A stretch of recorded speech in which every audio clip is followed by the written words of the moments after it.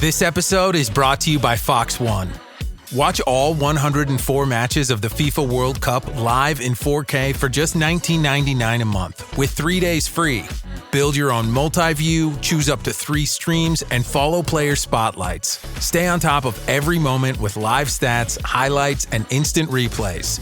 The FIFA World Cup, streaming live on Fox One. Offers are subject to change. See fox.com for complete terms and conditions.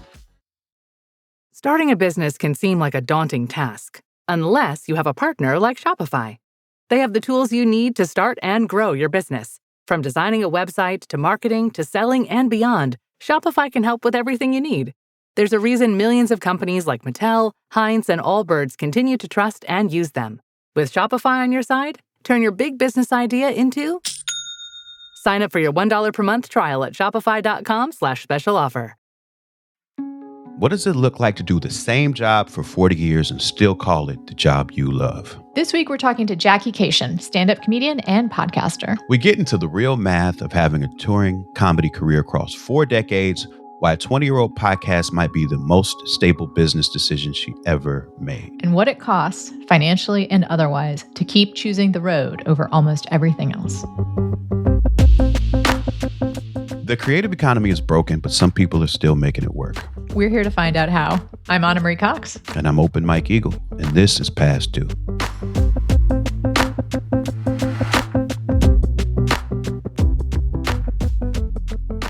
Well, we're here with Jackie Kashian, a stand-up comedian who's been doing that for the last 40 years on the road, touring 45 weeks a year. Her new special, Altercation, is out now, along with her 2 long-running podcasts, Dork Forest and the Jackie and Laurie Show. How are you this morning? I'm good. Got to get you back in the Dork Forest. Mm-hmm. It's been a long time. It has. You talked about how your dream was to write for wrestling. That's right. And then I wrestled a match shortly after that. So we should revisit that subject maybe. Oh, fair enough. Okay. Have you written for wrestling now? I thought you had. No, I have not. I hear it's a famously terrible job. Right. Yeah. That's what I learned. You were like, you would like to do this because of the drama. You did not want to do it because it was famously not just poor paying, but also a frickin' grind. Yeah. What a great segue to our very first question. Poor paying, and a grind. Mm-hmm. So we ask everyone the same first question, Jackie. You can answer it to the degree of comfort that you would like. And it is, when is the first time you worried about making your monthly expenses? But you just said the first time though. And I don't know if you meant to say that. You said the first time you worried about your monthly expenses. Oh, right. Typically we ask, what's the last time? Last time. Thank you. Oh. Thank you. Much different question. When is the last time you worried about making your monthly expenses? Yeah, that is a very different question because that would be 2004. 2004. I am 100 years old and I am part of a duo, a partnership where we got each other's back. And we moved in together in 2004. And so for the first 10 years of our relationship, he lapped me like twice financially. And so we did sort of prorated, like we split the bills in a very socialist prorated. I come from a long line of crystal clutchers in my friendships. And then the last 10 years, I've been doing slightly better than him, which is funny because he once said to me, a lot of guys would be intimidated if a woman made more money than they did. But I want you to know that I'm never going to have that problem. So you knock yourself out. That is really funny and really cool. I do think that is a thing, unfortunately.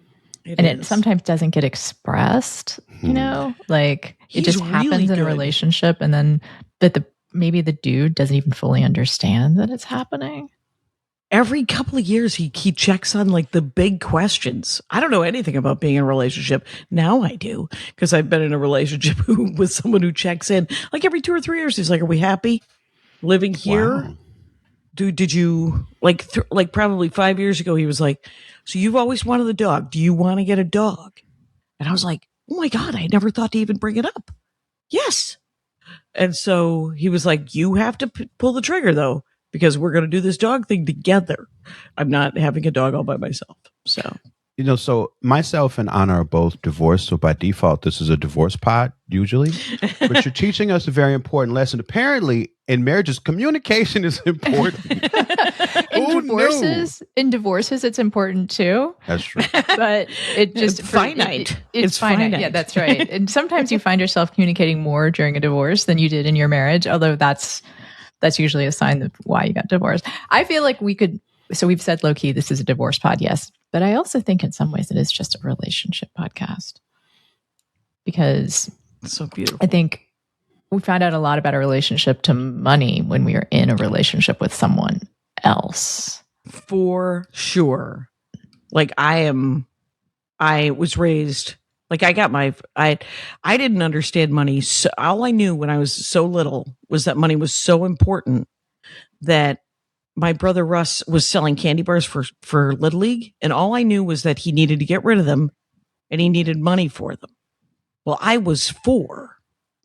And so I took his box of candy bars and sold them for a nickel each. Oh, that's not enough money. And that is not enough money. And he had to make it up.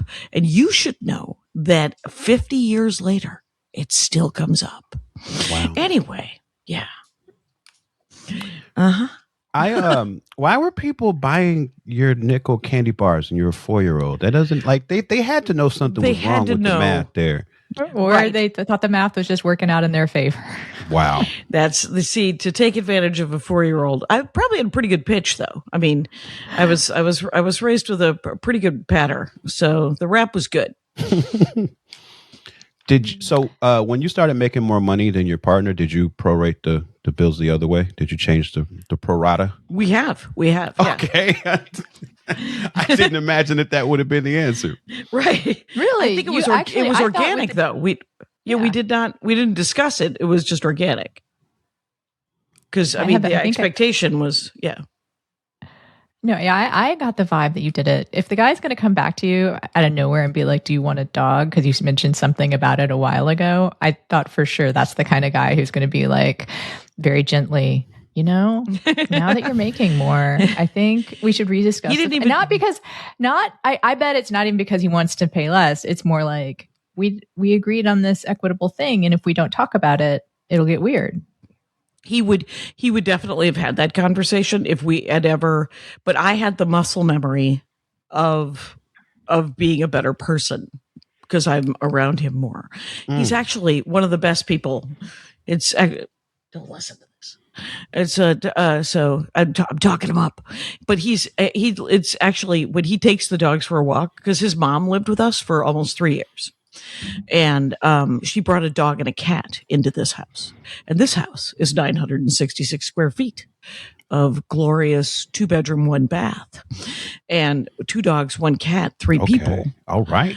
Stacked like cordwood, 65-inch television she also brought into the mix. Very beautiful. And, by the way, an incredibly good attitude. The 3 of us, we were on our best. I don't know if you've ever been on your best behavior for 3 years, but the 3 of us were, and it worked. We very few meltdowns. Yeah. So I want to ask something leading into the next question. Was it because you were on the road a lot? Yeah, that helped. Nothing wrong with that. Did that help? Yeah. It helped me. And but I still miss her, just because the other day it was I just wanted to sit and watch TV, and there was some crap television that we would just sit and watch and thoroughly enjoy. And he's willing to watch some crap TV, but he's got YouTube rabbit holes that he needs to go down. And he also he's a game designer, so he's writing a book. And so he's writing out a tabletop RPG book. Wow. And so he's trying to put it together this year. So, because it's done. It just needs to be all put down. So he doesn't have time to sit around with me and watch The Taste of Murder. Is that a real show? The Taste of Murder? Yeah, it's so not good. It is. It's there's usually it's food porn and murder. I don't know if you know this about the British, but they'll sometimes send a guy to another country to solve murders in TV. Well, part of murder mysteries is that they're tourism. At least that's what I like about like a good mysteries. It's always a little bit of a tourism like show as well. Yeah. I definitely want to go to Capri, which is off the coast of Naples now. And I was like, but I think I only want to see it from a helicopter. So I got to get to the question that that we were circling around because you're on the road a lot because you tour, if our intro is correct, 40 something weeks of the year. Right. Which defined as probably 2 to 4 days of that week. Okay. Yeah. So much like, I don't know if you've ever played hacky sack, but when you kick the ball, you tap your foot on the ground to rebalance yourself. And that's what I do. Back when I first started doing stand-up, I would do like 6 or 10 week runs and never go home. That's not happening anymore. Emotionally, I don't think I could take it. When you talked about the last time you were worried about your monthly expenses was 2004, and the imbalance in what you and your partner were making at that time, and then you fast forward and you start lapping him. What was the reason why your income spiked like around that time? What gave you that boost? Well, so my stand-up, I was featuring and headlining when we met. And then and now I'm just, I'm headlining. But actually I think the big difference was I started featuring for a couple of big dogs, for a couple of fancy pants that pay well. Because there are very, very successful comics who have people feature for them and pay them poorly. Mm-hmm. And those people, there's a special ring of hell. And screw those folks. Anyway, but I worked for Brian Regan and Maria Bamford. Those are the two that I have featured for the most. And they both pay essentially low headline money to feature, plus air and hotel. I wrote a little song to remind you, Choice Hotels get you more of the experiences you value. The Cambria Hotel's got it all. A rooftop bar, have a ball. Cocktails up here feel just right. Is Cambria amazing? All right. Bring a date, your team, or even your mom. Book direct at choicehotels.com. See you on the roof. Thanks, yours too. What does RAV stand for anyway? To me, it's the Remarkably Advanced Vehicle. Really? To me, it's the Runway Approved Vehicle for its amazing style. What about Remarkably Adaptable Vehicle because of its versatile cargo space? Or Really Admired Vehicle? Oh, or Really Awesome Vehicle. It really is the Recreational Activity Vehicle. The stylish 2026 Toyota RAV4 Limited. What's your RAV4? So, I mean, I'm as we know each other, it's because I'm, adjacent to comedy, but I don't really fully understand how the business works.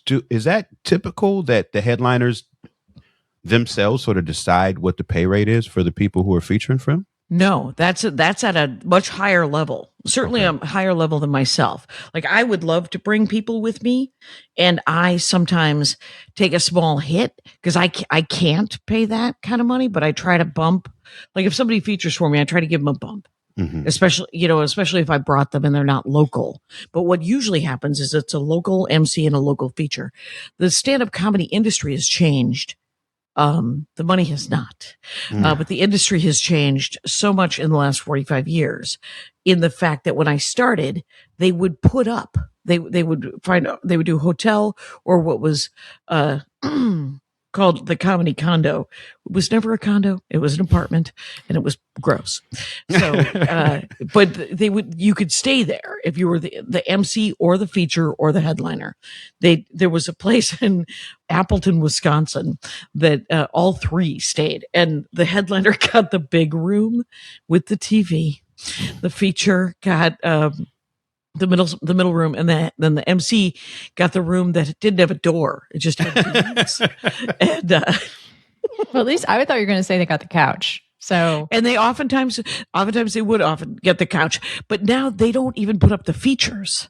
They don't. Now it's almost exclusively hotels, and it's only for the headliners, and so they don't put up the features. So I know features that are sleeping in their car. They're sleeping on couches of other comics, and you know what that does? That does not make for good comedy because that person is not well rested. And they certainly don't feel valued. I mean, but well rested is something like it's one of the reasons I don't stay in condos anymore. Cause when I used to stay in condos, I would have to spend the first day cleaning the condo. I still remember this one year. I followed Todd Glass around the country. He was headlining and he was there like the week before me to like 3 different weeks. And he is a clean freak. He loves to clean. So he would hire like a vacuum, like a wet vac. And he would clean all the kitchen cupboards. And I would go in and I'd be like, Todd was here. So great. I love Todd Glass.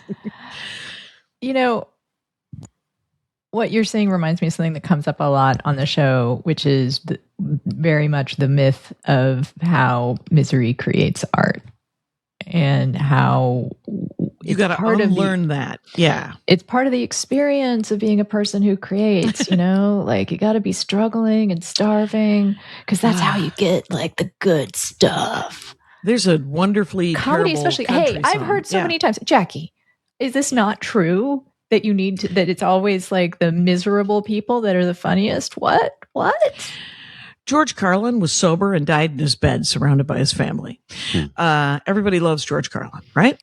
So Mitch Hedberg almost had to saw his own leg off probably 3 months before he died of an overdose. And his last shows, they were a fucking mess because he was on heroin. And there is... But it's in everything. You have to suffer. You have to be stacked like cordwood and you have to do work for the exposure and for the good of the business and and you have to protect your sources with the power of the sun. You can't spread there's no transparency. Huge issue with transparency and stand-up comedy. Is that because if you tell people what you made, then they're going to expect to make that too. Mm-hmm. Well, yeah. But the thing is if Maria Bamford tells me what she got for headlining at a comedy club, I don't expect to get what she got because she filled that room. We just did San Diego. Okay. We did, I featured, she headlined, 3 shows, 7:00, Thursday, Friday, Saturday. Each show sold out. She got 14,000 and change for the weekend. I got, our deal is that she pays me low headline money, for a club. And then if she makes a great deal of money, she'll give me a bump. And so if it's a theater, I get 1,200 plus air and hotel. And if it's, a club, I get 1,200 for the week. So she sold out those 3. So she gave me 3,600. And the club gave me 450. So I made $4,000. And that, to tell you those numbers is shocking to some. Like, she did an episode of The Dork Forest live at Just for Laughs Comedy Festival in Montreal. And we sat down, full auditorium. And she said, I brought my contract for Just for Laughs to read aloud. Wow. And her agent was in the back of the room going, no. And she was like, shall we? And because we have to tell each other how much you can make and how much you should at least be making, like to do 5 shows, feature pay is usually like $100 a show, but no travel, no hotel. That's $500. And that's from the club? That's from the club. Okay. And then if you get a bump from the headliner, it might be another $200 or $300. It might be $500. Depends. I am so tired of the secrecy around numbers in my industry, which is journalism. Oh, right. And I actually, like, while you were saying that, I was like, I should do a fucking Blue Sky post that just lists what I get paid from every publication that I work for. because I'm curious. I'm genuine. Like, I have one publication that I work for that they're like, this is the most we pay any freelancer. You're our highest paid freelancer. Maybe. Yeah, maybe. Also, if I am, I think other people deserve to know that. Right? Yes. Like, and I think if I am their highest paid freelancer, it's because I'm really good and I've been doing this for a long time. But, you know, if someone else is getting told you're our highest paid freelancer, then perhaps they should know what Maria does this joke right now. She does this bit with somebody in the audience where she asks them how their salary was set. Oh, yeah. And then she says, and so this proves my point that it's always set, let's say it together, arbitrary whim. Yeah. Because that's how it's set. What do you think the market can bear? What do you think that person will do the job for? You know, that's why there are unions.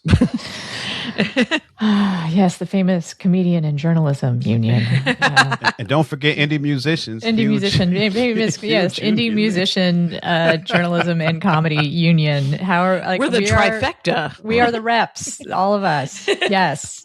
What are we gonna? I call this meeting to order.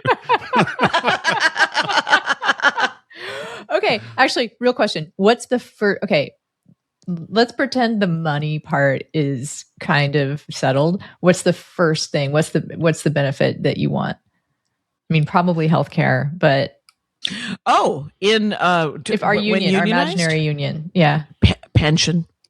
Oh, good one. Heck yeah. I'm 100 years old. When I found out that the Writers Guild had a pension, and Lori Kilmartin, we have a podcast about stand-up, that she has a pension, I was like, oh, I may have made an error. I found out like this. So as regular listeners may know, I write for Texas Highways, the official publication of the Texas Department of Transportation. I always like to say the full name. The employees there have pensions because they work for the state.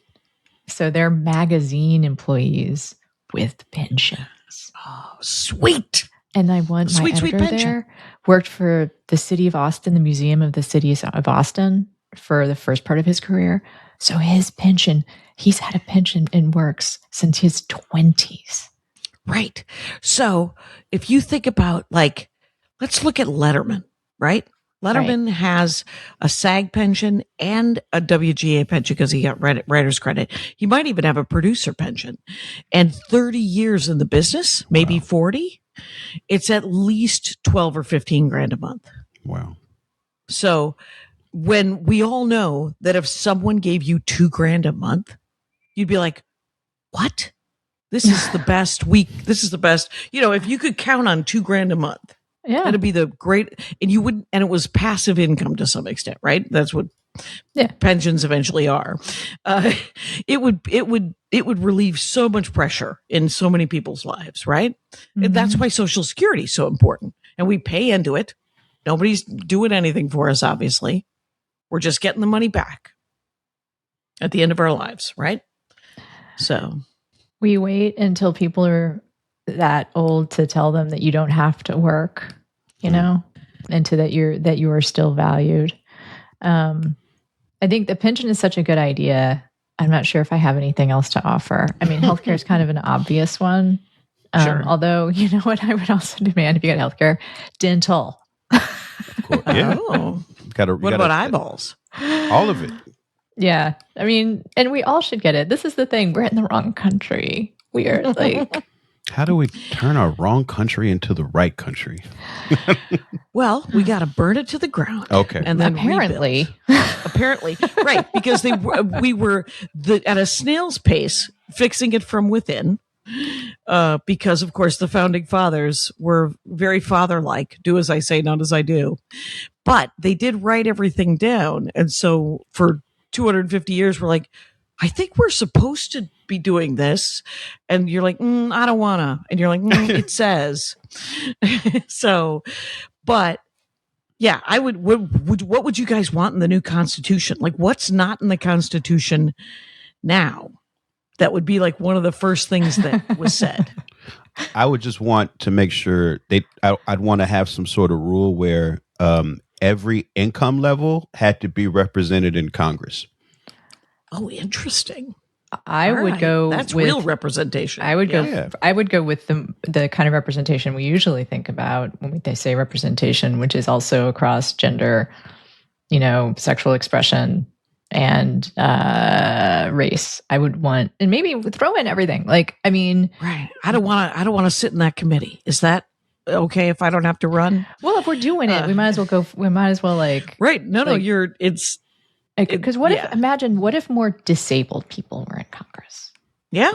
Right? Like the disabled people that have been in Congress have actually done a whole fucking lot for disabled people that wasn't even like occurring to folks. Like No, that's everybody's the thing. in their own fishbowl, man. But you know what, Mike, I'm going to say is that the income thing would solve actually for a lot of the other kinds of representation. Yeah. Maybe. I mean, it could generally, since like right now we have rich white guys, right? So as soon as you make it not rich white guys, you may still get a lot of white guys, right? But Different kinds of white guys, which is a start. That's a start. I mean, I want the ERA. I want abortion legalized. I want access to like clean air. I want housing as a human right. Like it would be a lot. Actually, I want it could the be second half dramatically of shorter. That's the thing. I'd like the second half of the 13th Amendment to set itself into the fire, which is that they can imprison people and enslave them because of some sort of crime. And the crime doesn't have to be anything. It's California prison. The private prison system is actually the thing that makes me wake up at night. So not happy. I'm glad this turned into the territory that I'm super comfortable in.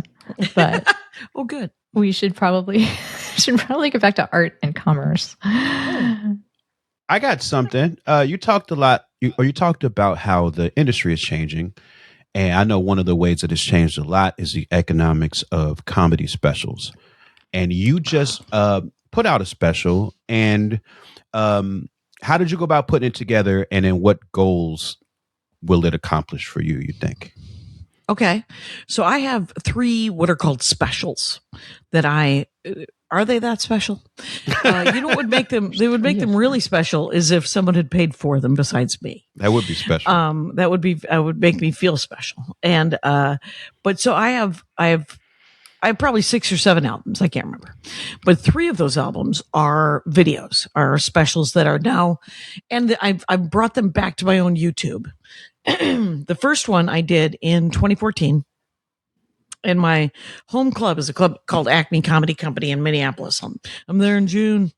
Anyway, the club owner was like, "You have got to do a special," and I said, "What?"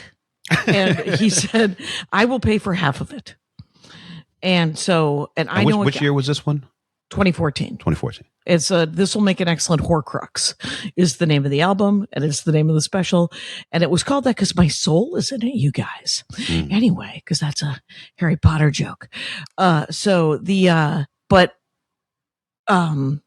was told that if I did it right, for the right cameras, that Netflix was buying content that was already done. And so if I gave them, this is done, and it cost 20 grand, will you give me 40 grand without any residuals? It's a buyout when you sell a thing to Netflix. And, they didn't want it. They were like, well, we're not actually buying anything right now. We're still saving up money to pay Chappelle $20 million. And so they did not do any of that. Like a penny at a time. Right. And so the next one, I was like, I'm not doing another one. So I regret that with the power of the sun, and not even having, because we live in a clip economy now, right? Reels and TikTok, that, I didn't even get the regular footage. I still regret that, my Hero album. And, the next one I paid for myself, also shot at Acme. What year was that? That was 21. Okay. That was Staycation. And Staycation, I'm in the middle of an inadvertent trilogy, you guys. Staycation came out right after lockdown, And I was supposed to record it right sort of during the beginning of lockdown. And so it was going to be called Altercation because I was angry. And, but we were all home for 16 months. So I ended up losing a bunch of that material and writing a bunch of new material about being home. And so I called it Staycation. And now the pun has been released. So this current album is called Altercation because I'm still angry. And my name is still Cation. So whatever. The next one might be, we don't know what it'll be called. Abdication, Vindication, Fornication. Vindication's pretty good. Yeah, vindication is great. Location. Anyway, so it doesn't matter. It's not going to happen for 3 years. But so 21, I did the next one. I paid for that one myself. Same crew, same club, same reason. Now Hulu's buying it. Now Veeps is buying it. Now whatever. Scorsese's going to buy it. Nobody bought it. Nobody bought it. And then this one, Altercation, I just knew that I needed to film it. I knew no one was going to buy it. I did it it's all the errors are mine. But I did take some, like the label who put out the album, they pitched in some money. I paid for it. We did it together and yeah, nobody bought it. So all three of them are going to be on my YouTube channel, monetized with a glorious opportunity to see an ad for Crocs. And I don't know. And for the last 4 years, Horcrux and Staycation have been on my previous label's YouTube channel, but I was like, give it back. Yeah. If it's not going to make any money, I want it to not make any money on my channel. And they kept some of the clips and I was like, you can keep the ones that are in the compilations. And they were like, okay. And then I looked at the compilations and one of the clips was 16 minutes.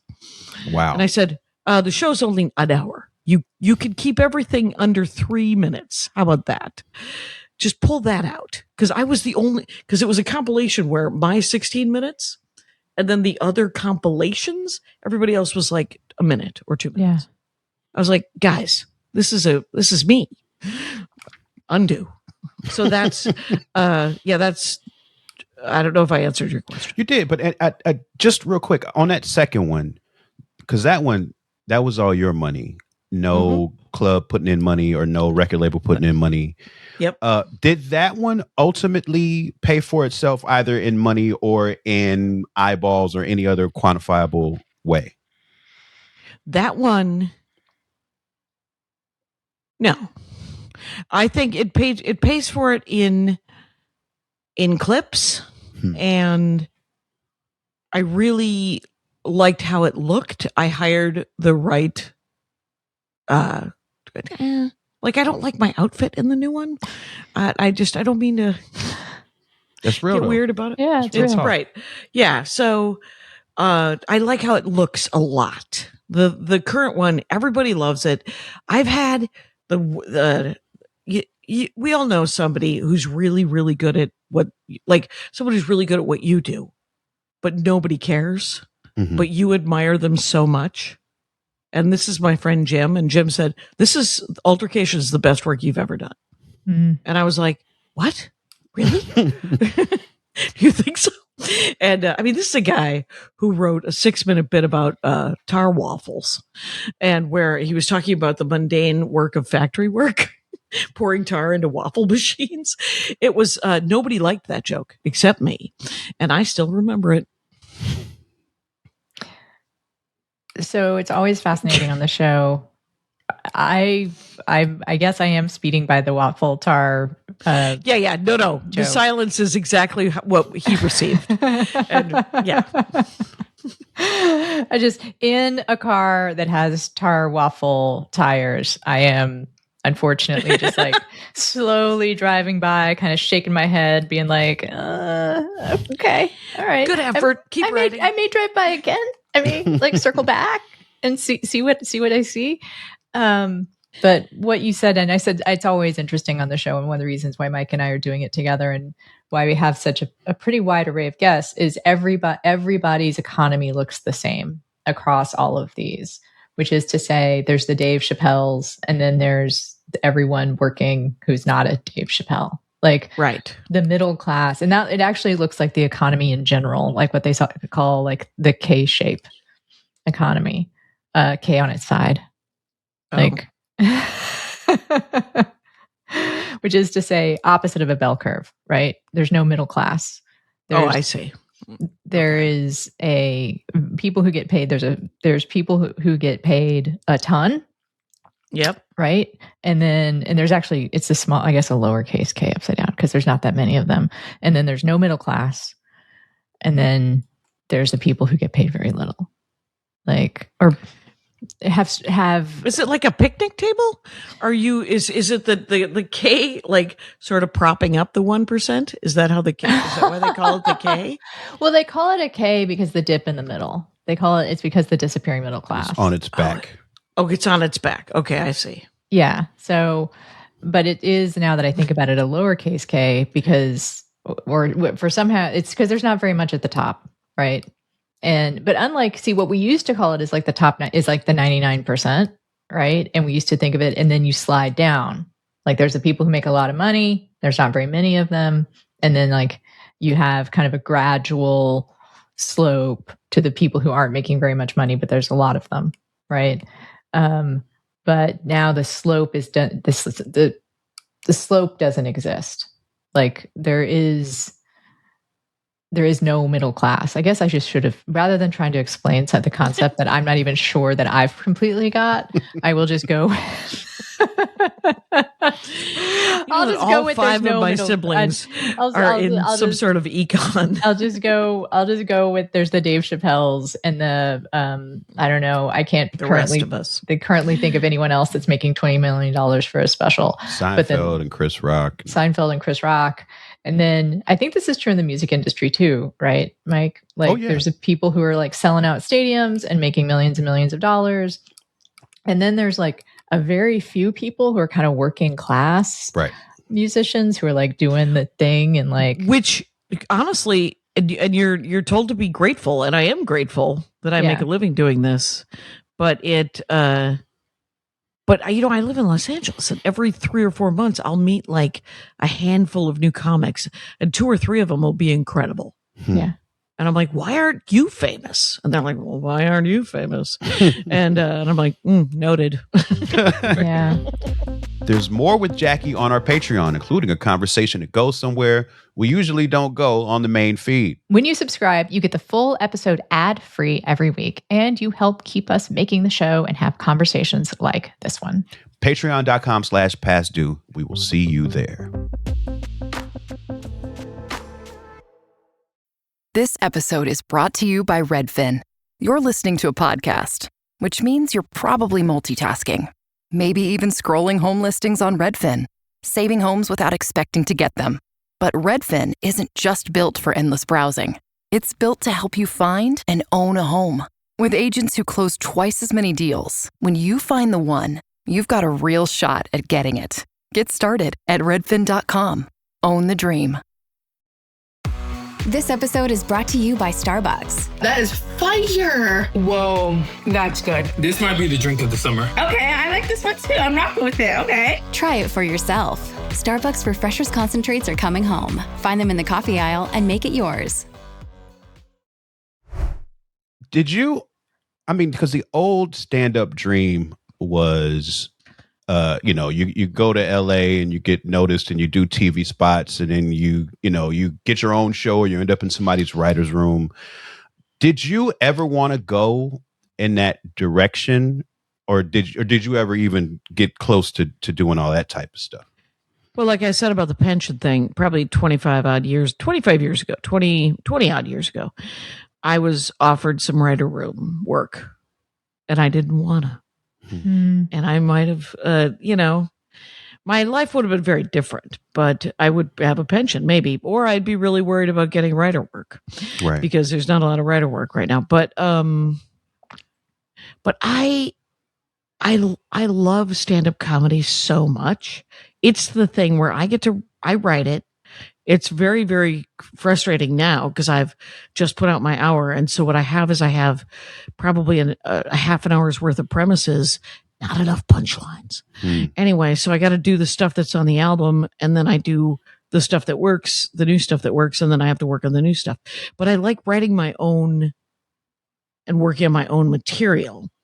I would love to do, I've done a little bit of voiceover work. I would love to do more of that because a lot of cartoons and a lot of voiceover stuff is hilarious. Right. And I like acting. But I would have to also that is also a learned skill, you know? Like I tried out for 2 different bit parts for Wonder Man. Oh, I love that show so much. It was really a surprise given the whole Marvelness of. Oh, it was, the guy who played Wonder Man and Ben Kingsley, they were, he had chops right up Ben Kingsley chewing up the scenery, but that guy beat for beat meeting him, and the Byron Bowers episode alone. Anyway, but I did 2 under 5s, right? Didn't get either of them. But when I was watching, and one of them, I was like, oh, that woman got that because she is an actress. And the other woman, I was like, I probably could have done that one. Anyway, but it is a learned skill, and you're going to get what you get to some extent. And I would like to act more, and I definitely want to do a lot more voiceover, just because it's really fun, you know, and you could do it in your pajamas. And like I did this thing called Stranger Planet, was just about aliens, and I played one of the siblings. And I wrote on that show. Oh, that's it. On Apple TV? Yeah. I wrote on that show. Oh, Nate Pyle's show? Yep. Yeah. Oh, wow. Yeah. I know Nate Pyle. He's hilarious. Yeah, he was in the room with us. Yeah, it was great. Yeah. And okay, I do remember that now. And so I got to do one, I think it was just one episode, and it was super fun. And I still follow him because that guy is a silly, hilarious man. Yeah, his work is fantastic. Yeah. You know, you bring up something that, and this isn't a question, but it's something I always have to remind myself of, because part of navigating all of these creative industries, given that everything is contracting, and there aren't a lot of opportunities to go around, you looked at a show that featured a part that you didn't get, and you were able to recognize that the person who did get it does the thing all the time. And I think that's such an important thing for creatives to keep in mind, because there's stuff I want to do in TV and film. But I do have to sit with myself and be real and be like, okay, well, I don't act every day. I make music every day. I do these other things every day. So that tool kit is not as developed as other things. So I can't be mad if I don't get stuff like that. Right. And if there's anything less productive than bitterness, I don't know what it is. Regret. Kind of fruit regret of the same also, tree, maybe. Just like sitting here having like regret thoughts a lot lately, and having to do the thing where because it's a lot of it for me is I did not play it safe in my career. And that's good though. I mean, well, we were all comparing ages before you logged on. But think about it. I have a friend who's like, do you live indoors? Is there food in the fridge? Do you have a car with gas in it right now? You win today. Yeah. No, and people like me. One of the things about recovery that I have to remember, and fortunately I've got a few 24 under my belt. And so it gets harder for me to remember that when my head hits the pill. Don't hit the pill. Maybe, I'm going to state the obvious. Don't do today. pills. Exactly. When my head hits the pillow sober, like I get a gold star, right? Yeah. Like and I say that in part because that is true. And when I can remember that, my life gets a lot better. And sometimes when I'm in the middle of being able to remember that, and this is a true statement, and I want all the normal people to hear it, I wonder, how do normal people get through the day? Like I get through the day And at the end of it, I can be like, I experienced a goddamn miracle today. Like I should be drunk or dead or in an institution somewhere and my head hit the pillow sober. So I know it was a good day. And so Mike, my question for you. Oh boy. How do you know it was a good day?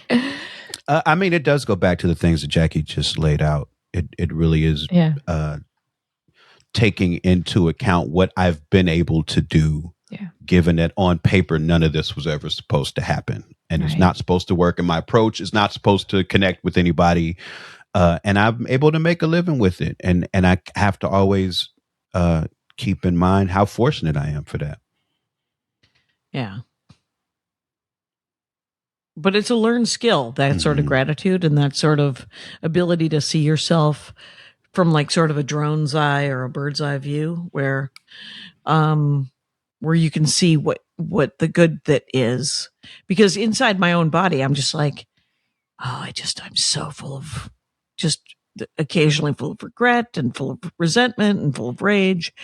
And if I don't process all that stuff and realize, like I do a fair amount of writing, like, and if I write down everything I'm resentful of, some of it just goes away because I've written down the word, the pool, when I grew up. That's ridiculous. Please don't. And really, 100 years ago, when it was a dime to get into the pool, because I was raised in the Appalachians in the 30s. There's no reason to still be resentful about some of the things I've written down. Just like. Well, there's actually a pro tip I can give around that, which when I remember to do it does work for me.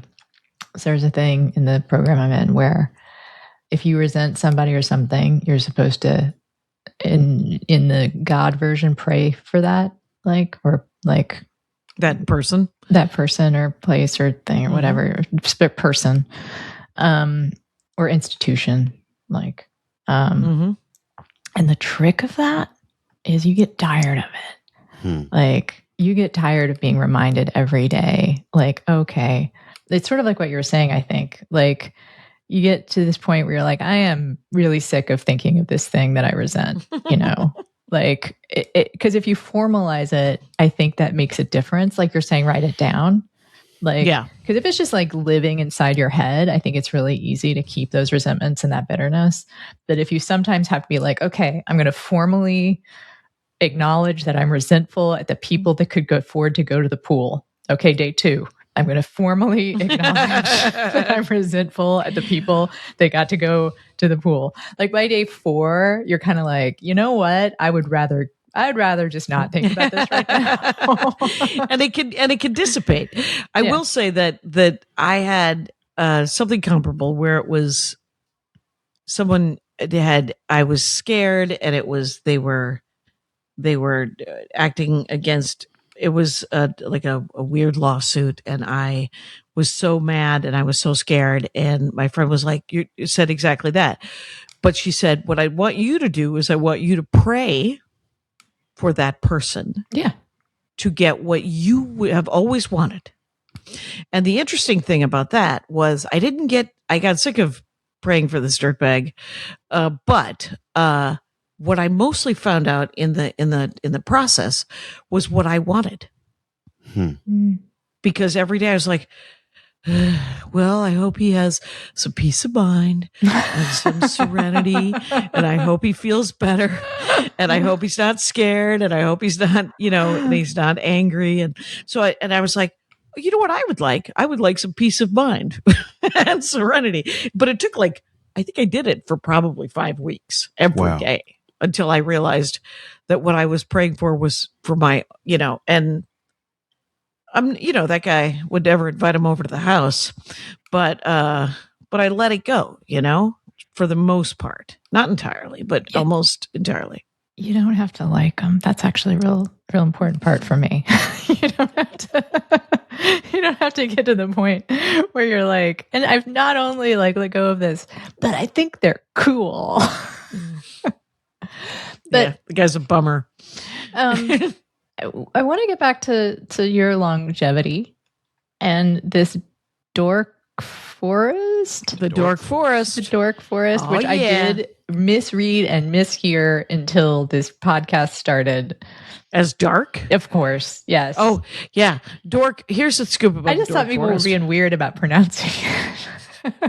It's dork. It's like dork, like geek, like nerd. Yeah. And it's based on a joke I did from that was in my 2003, whatever, a long time ago, 1,000 years ago. I did a joke about how I was willing to hang out with almost anybody, but I drew a line right before the war reenactment guys. And you know how far into the dork forest you got to go to get to the war reenactment guys. And then I did one of those list jokes where you list all the different people that you might pass in the forest to get to them. And so when I started my podcast in 2006, I was like, who do I want to talk? And I wanted to talk to people about what they love. And I've never actually had a war reenactment guy on or person. But I used to love I used to love war history. I did the Civil War. I did the World War I. I did the French and Indian War. I did World War II. I was your dad. So there you go. I'm curious about the hard line on war reenactment. Would you take fantasy war reenactment? Like, are like there Ren any? Fair? Yeah, like a Ren Fair or lightsabers. Like, would you take? I've had any number. Would you take the stormtroopers on Star Wars? Like, I know, very distinct. I know some 501 guys. I know a guy named Obi-Sean. He has played Obi-Wan Kenobi for the last 40 years and gone to and he has tricked out his car. If you Google Obi-Sean, SHAWN, his car, he has always taken like a little tiny car and he's turned it into an X-Wing with an R2-D2 in the back. Like, he's tricked it out. And then he drives to like children's hospitals and lets the kids climb on it. And, you know, and for 40 years he's done this. And now he plays old Luke too now. I went to Disneyland with him on May the 4th and he was completely wearing his outfit. He's never been on the Dork Forest. We've talked about it 100 times, but him just sweeping through Star Wars land, like, people stopped him and he knows everybody and he took pictures and yeah. So dorks are fine. Yeah. Well, as we get ready to wrap up here, we are a podcast about how creators are navigating these rough economic times. So one of the most important things we do is to turn the show over to our guests to let people know how they can best support them in their endeavors. So if there's anything you want to plug, Jackie, now is the time. Well, you should, if you go to JackieKashian.com or FamilyPetAncestry.com, which points to JackieKashian.com. Now, why did I buy FamilyPetAncestry.com? I bought it because I thought it was funny. And I bought it probably 15 years ago when I didn't know that pet DNA would be real one day. Because I genuinely, the joke was that I was like, did my cat come over on the Mayflower? FamilyPetAncestry.com. That's hilarious. Is Dogs of the American Revolution real? FamilyPetAncestry.com. So if you go to that, you will find both of my podcasts, The Jackie and Laurie Show, The Dork Forest. You will find all of my specials, including a short special that I did during lockdown where I did 10 minutes of car jokes into the ass camera of a Mazda 6 in reverse. Fantastic. Called Looking Back. And me just looking into the license plate. Anyway, but support the podcast, buy the new album. If you buy the album, I'll get more money than if you just stream it. Or you could go to my YouTube and just put it on repeat 1,000 times. That'd be great. Because that might work too. But all my albums are available on Spotify and Pandora and Amazon and Apple and all the bad guys. And also on Bandcamp. Bandcamp, there's two different Bandcamps. There's the one that has all of sort of, it has a storytelling album that nobody knows about and a bunch of very old Dork Forests with shitty audio, the first 3 years where it was just essentially a conference call. And, but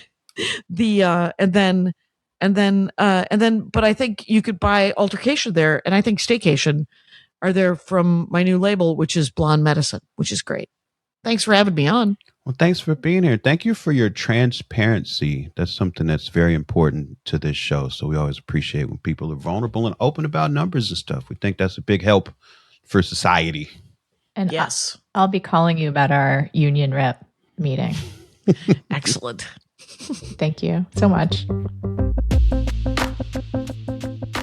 I don't know what you're up to. That's interesting. It's unusual. Yeah, I'm up to a lot. Because we had a little bit of a recording break because you were touring. True. And I knew you were touring. Because that I beat you over the head with that for weeks. So I was almost able to say the cities you were in. That's a lot of exposure. And that all went great. But now that I've gotten home, I announced my new album. It's coming August 14th. We released a single. And it's all about the breakup I was going through over the last year. The whole album's about that. So that's the new news with me. Is this my album is called Doomed. And it's out August 14th. Oh, I don't know. Oh, Mike. Hey, we dark comedy ourselves through things over here. So I don't know if I'm ready. You might not be. But anyway, what do you got going on? Well, so I have the usual stuff. I took a short-ish break from writing my column for New Republic, but I will be back doing that. I have a big piece I'm working on for them, so keep an eye out for that. I have my other podcast, Space the Nation, which if you enjoy politics and science fiction, that is actually what it's about. It's about politics and science fiction, like all mushed up together. And you can find that wherever you get your podcasts.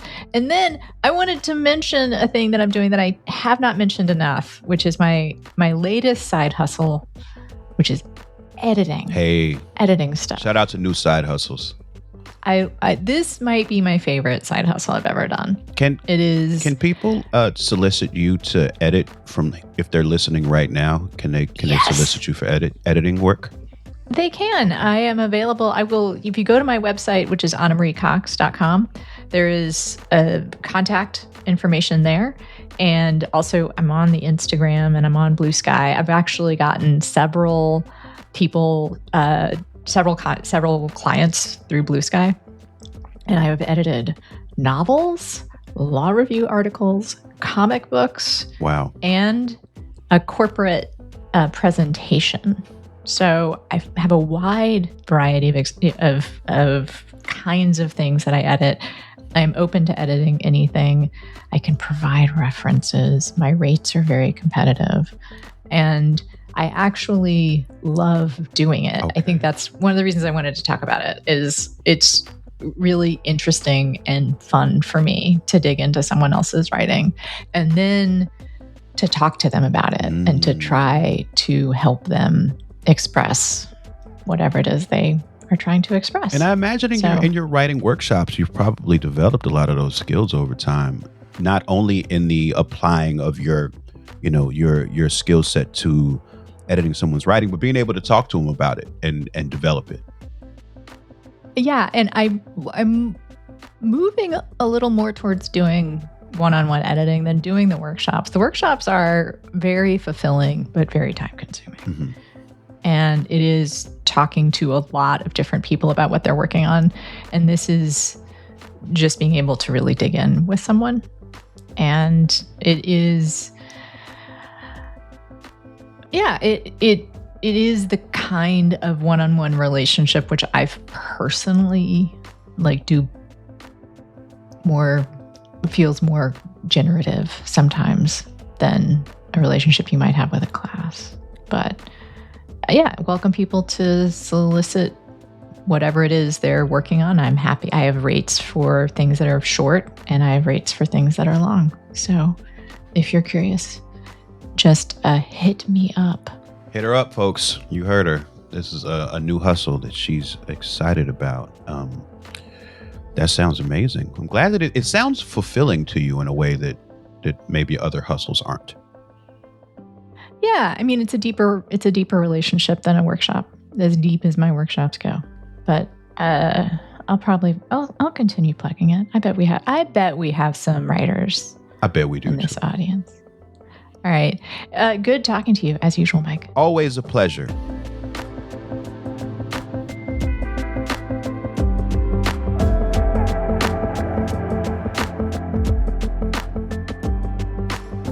Past Due is hosted by Anna Marie Cox and Open Mike Eagle. It's produced by Andrew Steven. You can find more at pastduepodcast.com. Help support the show by joining our Patreon at patreon.com/pastdue. You'll get bonus content, extended interviews, and more. As always, if you like what we're doing, another way to help is by subscribing, sharing the show, and leaving us a review. Thanks for listening.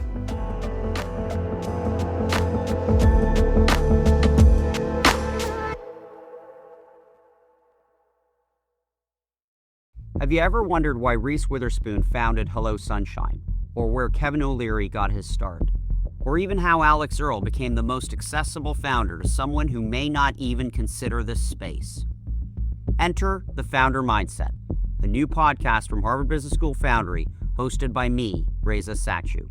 As a leading educator in entrepreneurship, I've built multiple high-profile companies and mentored thousands of students and founders through the realities of starting and scaling ventures. And with The Founder Mindset, I'm sharing those lessons with you by sitting down with world-class entrepreneurs, including Witherspoon, O'Leary, and Earle, plus Tim Ferriss, and many more, to break down exactly how they commit, decide, and build for impact. These aren't surface-level interviews.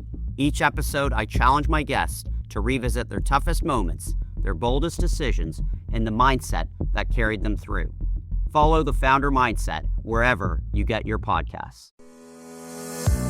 From artificial intelligence to the gig economy to global volatility, the economy is changing at a dizzying pace. Enter the Managing the Future of Work podcast, the chart-topping and critically acclaimed podcast from Harvard Business School, hosted by me, Bill Kerr, and by Managing the Future of Work project co-chair, Joe Fuller. This show explores technology trends, demographic changes, the rise of the care economy, and many other forces transforming the landscape of work. We'll highlight the insights of business leaders, technologists, and experts like Business Roundtable's Kristen Silberg on corporate workforce strategy, and Khan Academy founder Sal Khan on AI, education, and the future of work. With more than 2.5 million downloads and close to 300 episodes, there is something for everyone. Follow HBS Managing the Future of Work on Apple Podcasts, Spotify, or wherever you're listening now.